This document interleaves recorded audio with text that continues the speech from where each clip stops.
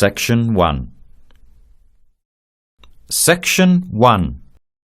You will hear a conversation between two students about buying a used car. First, you have some time to look at questions 1 to 6.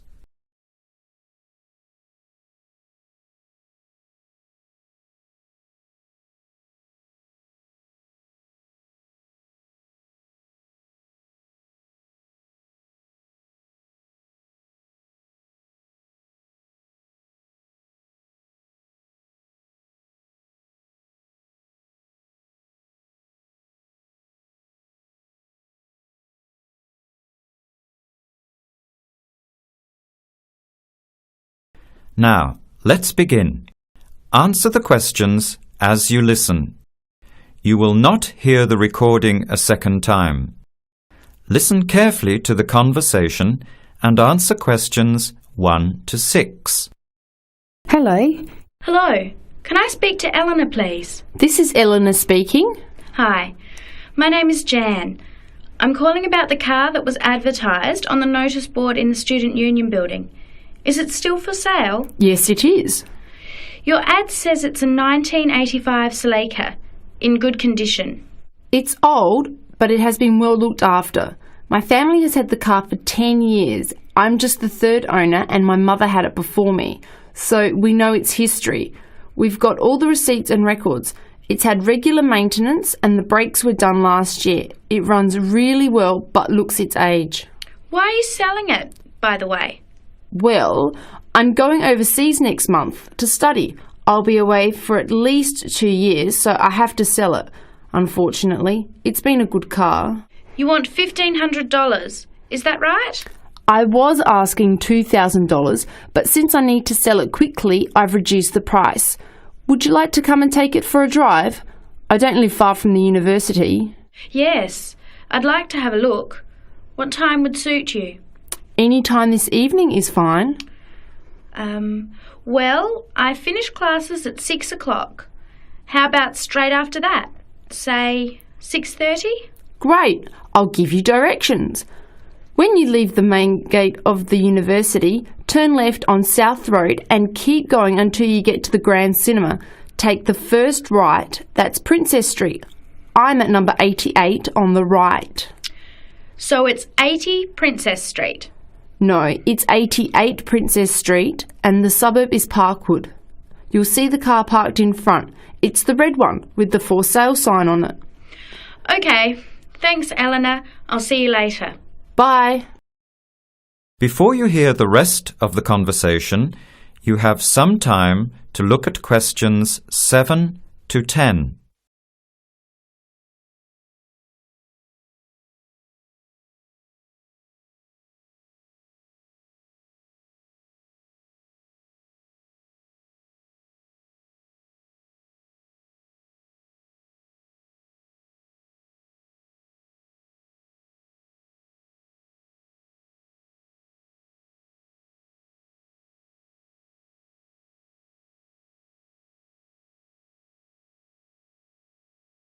Later that day, at the university, Jan meets up with her friend Sam and tells him about the car.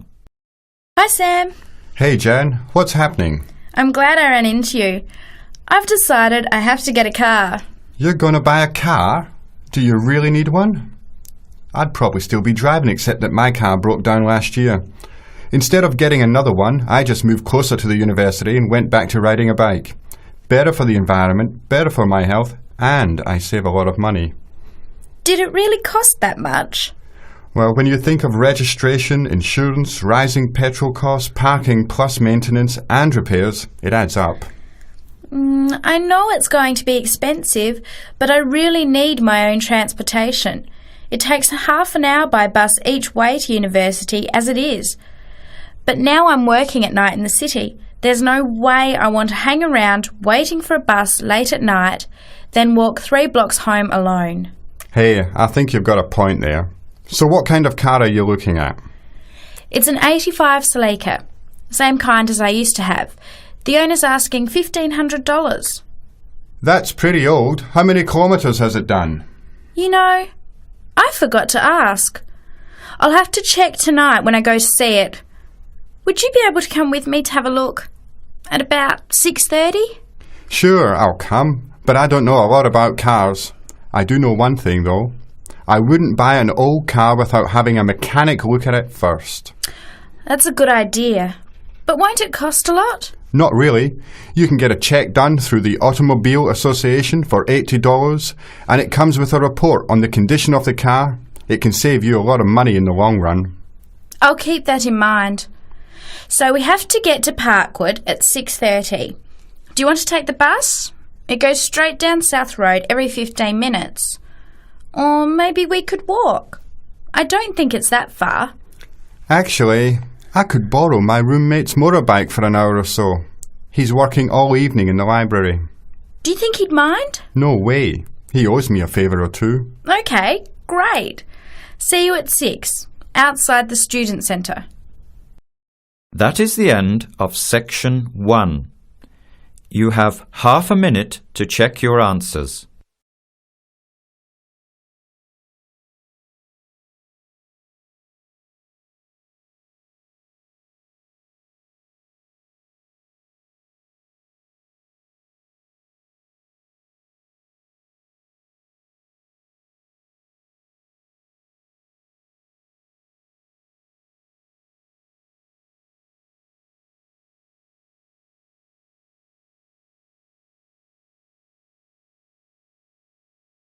Now turn to Section 2. Section 2. You'll hear a guide talking to a group of tourists about Buckingham Palace. First, you have some time to look at questions 11 to 17.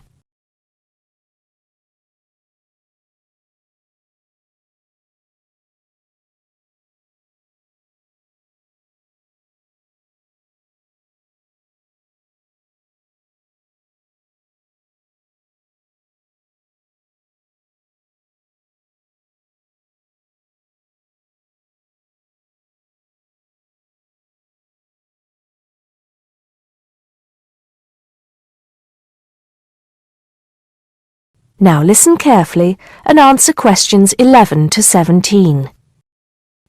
Now, of course, Buckingham Palace is instantly recognisable to millions of people around the world. As we pass the palace, I'd like to tell you a few things about the history of this famous building. We think the first house was built here around 1624. In 1674, that house burned down and a new one was built, called Arlington House after its owner, the first Earl of Arlington. Then, in 1703, the first Duke of Buckingham changed the design of the house and the name. It was then known as Buckingham House. The building we see in front of us now has undergone many changes since it was first built. The east front, which is the part we see from the road, was added as part of the work done by Queen Victoria and was completed in 1850. But the palace has remained pretty much unchanged for nearly 100 years. The last major changes to the structure were made by King George V, who, in 1913, had the east front redesigned as a backdrop to the large memorial to Queen Victoria, which had just been placed outside the palace gates. Since then, only minor changes have been made. I should point out, though, that the palace was bombed 7 times during the Second World War, most seriously in 1940, when the palace's chapel was destroyed. Today, of course, it is the home of the royal family, but that wasn't always the case, although they did own most of the land it was built on. It was George IV who turned it into a palace, doubling its size when he became king in 1820. He had inherited it from his father, King George III, who, in 1761, had become the first royal owner of the building, though it was still not used as the home of the royal family, just as a private home for Queen Charlotte. It was known as the Queen's House at that time. King William IV finished the work after his brother, George IV, died. But King William never moved into the palace. In fact, in 1834, he offered it as a new home for Parliament after the Houses of Parliament were destroyed by fire. The offer was not accepted, though, and in 1837, when Victoria became Queen, the house became the main royal residence in London. However, Victoria and her husband, Prince Albert, found the house too small, so they carried out building work to further enlarge it. This included building the east front, which I've already mentioned as the part we are looking at now. Victoria was also responsible for moving the Marble Arch, built as a part of the palace itself in the 1820s, to where it stands today, separate from the palace on the corner of Hyde Park. For 20 years or so, the palace was often the setting for huge banquets, dances, and musical performances. This period lasted until Prince Albert died in 1861, after which Victoria spent very little time there, and the palace was hardly ever used. Before you hear the rest of the talk, you have some time to look at questions 18 to 20.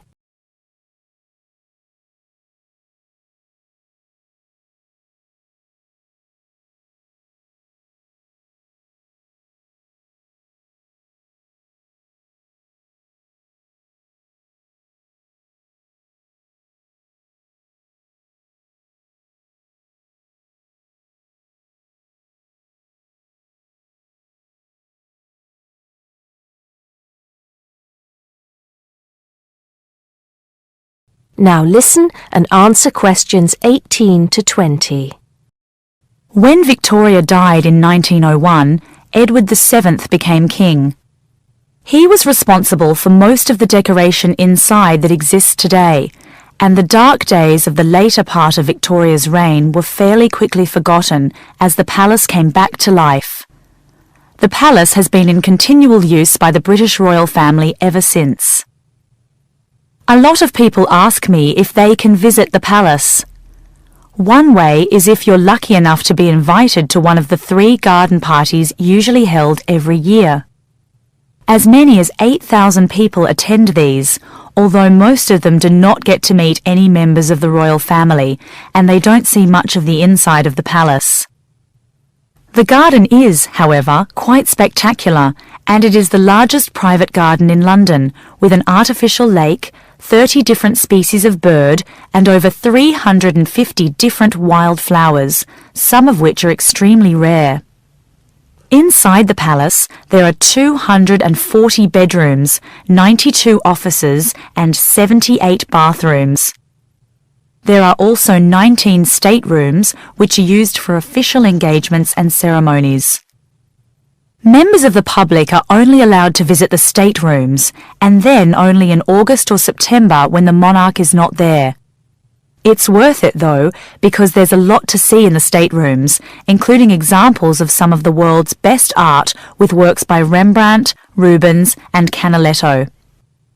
The tour, which lasts up to 2.5 hours, ends in the garden, where you can see more of the outside of the palace not visible from the road.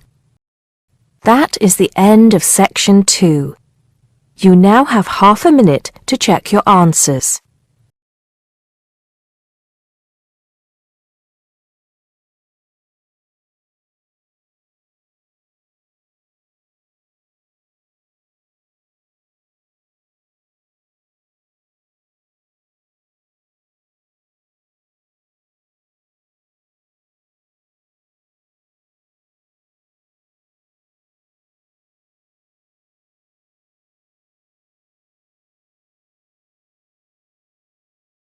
Now turn to Section 3.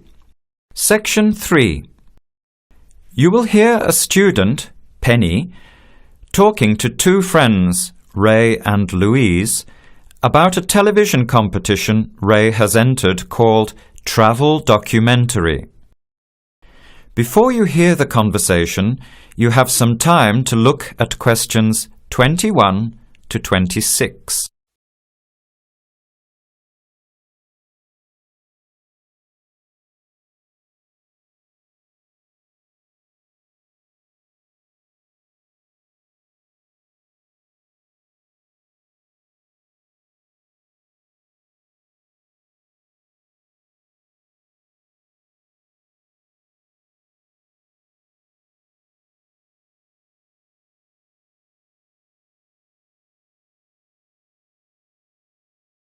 Now, listen carefully and answer questions 21 to 26. Hi, haven't seen you two in ages. What have you been up to? Hi Penny. Ray is really excited. He's just been shortlisted for travel documentary. He could be off travelling around the world for 3 months. Travel documentary? What's that? You've never heard of it? Don't you watch TV? Well, actually, no, hardly ever. Especially since I've started working on my thesis. I don't have time to breathe, let alone watch TV. So what's this all about, Ray? Well, actually, it's a competition run by public TV. It involves my two great loves, travel and filmmaking. Is it that program where people are sent around the world making documentary videos? I have heard of it. Fantastic! So you've been chosen? Not yet. I'm one of 34 selected for an interview next week, so I've made it through the first cut. Yeah, there were over 200 applicants from around the country. Pretty amazing, hey? Well, I've been lucky so far. What's the next stage? 13 are chosen from the interview to do a 4-week training course in documentary filmmaking. Then, the 8 finalists get sent off with a video camera to travel around the world. Sounds incredible. What's the catch? The catch is that every 2 weeks you have to send in a 10-minute video from a different part of the world. It's broadcast on TV along with the work of 3 of the other competitors and judged by a panel of experts and the TV audience. So you're under a lot of pressure. Wow, I guess so. You mean you're on television every 2 weeks? Yep, that's right. But first I have to be selected. Do you have to have any filmmaking experience to apply? Some background in photography or video making helps, but you're not supposed to be an expert. In fact, you can't apply if you've already worked in filmmaking. We all get the same 4-week course, so we start with the same skills. Can you go anywhere in the world you want? Each competitor makes up his or her own travel plans and has to get them approved. Before the conversation continues, you have some time to look at questions 27 to 30.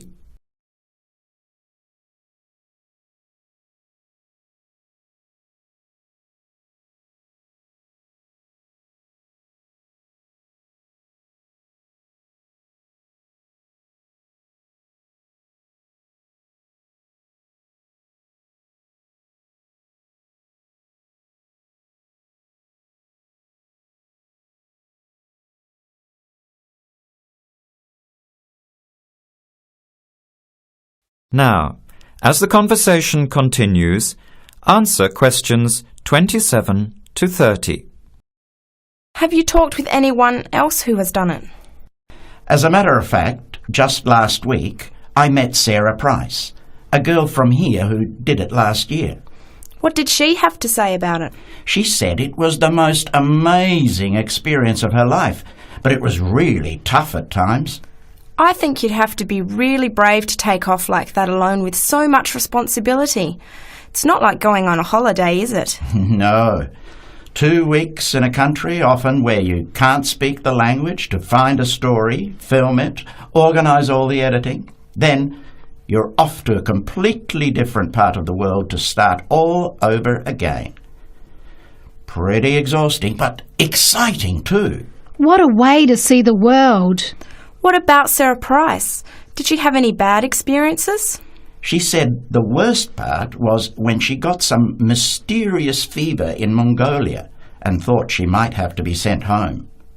Fortunately, it got better, but she said it was scary to feel really ill when you're alone so far away. So what made you want to apply? When I saw the program on TV a while ago, I thought, this is for me.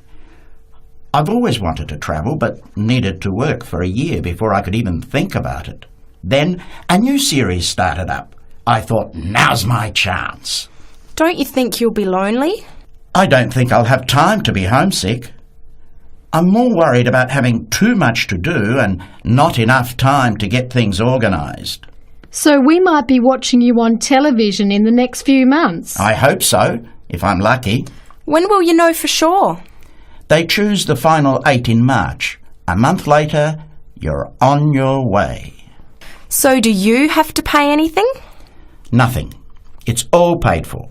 Course, camera, flights, accommodation and in-country travel.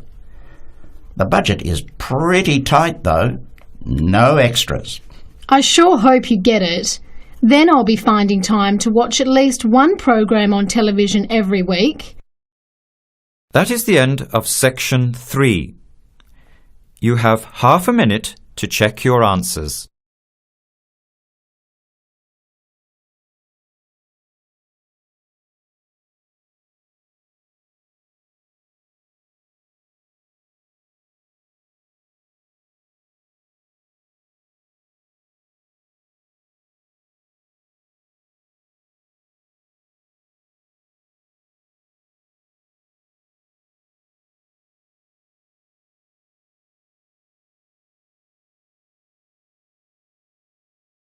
Now turn to Section 4. Section 4. You'll hear a lecturer talking to students about America in the 1960s. First, you have some time to look at questions 31 to 37.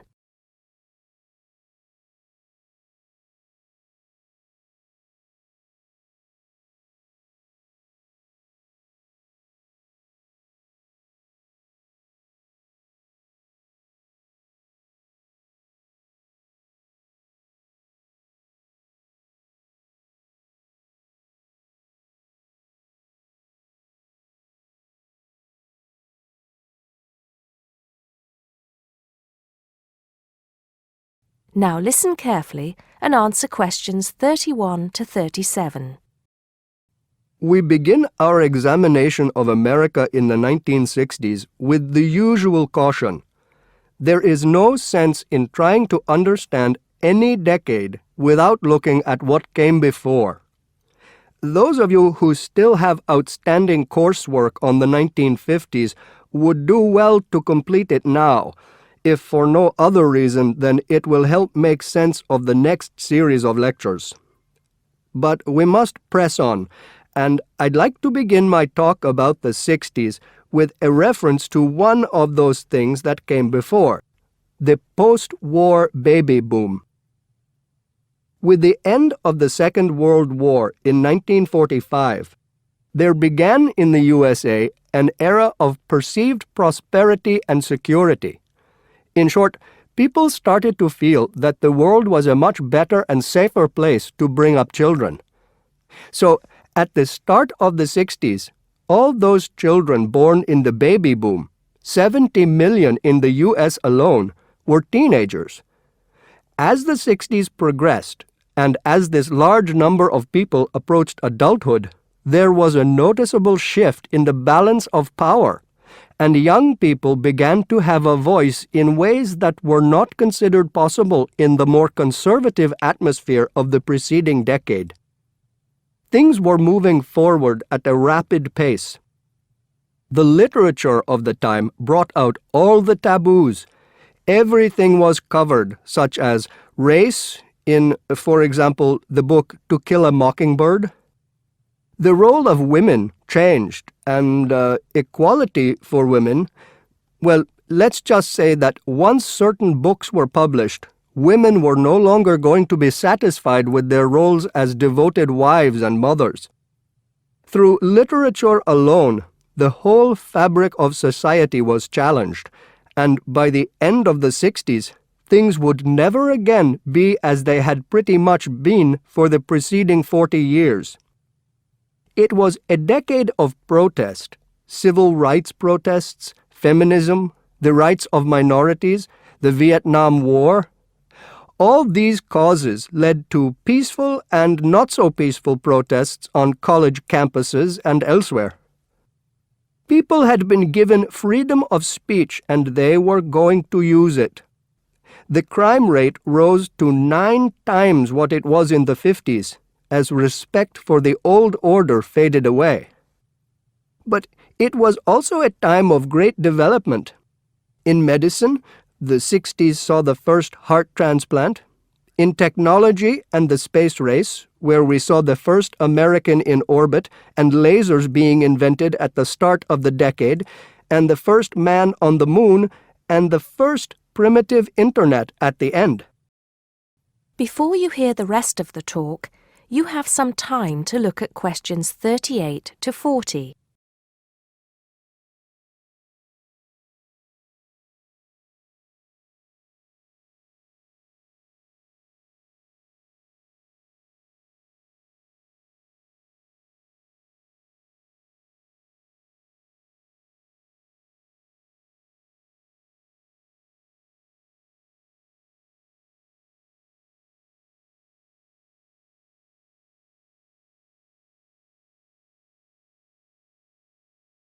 Now listen and answer questions 38 to 40. None of this, good or bad, might have happened if things in 1962 had gone slightly differently. On October 16th, President John F. Kennedy met with his closest advisors at the White House. They had obtained photographic evidence showing that Cuba was building or installing nuclear weapons. It was widely believed that Cuba was preparing to fire these weapons at cities in the USA. Kennedy was faced with three choices: to try to resolve the crisis diplomatically by negotiating with Cuba and the Soviet Union, to take action to block the delivery of more weapons into Cuba, or to attack Cuba, destroying their weapons. Believing that the first option would end in failure and that the third option would lead to war, it was the second option that Kennedy chose. In doing so, he succeeded in preventing the buildup of more missiles. The Soviet Union then withdrew the weapons from Cuba. Most historians agree that if Kennedy had acted differently, the episode would have led to a full-scale nuclear war between the United States and the Soviet Union. Millions would have died, and the world would have been changed beyond recognition. That is the end of section 4. You now have half a minute to check your answers.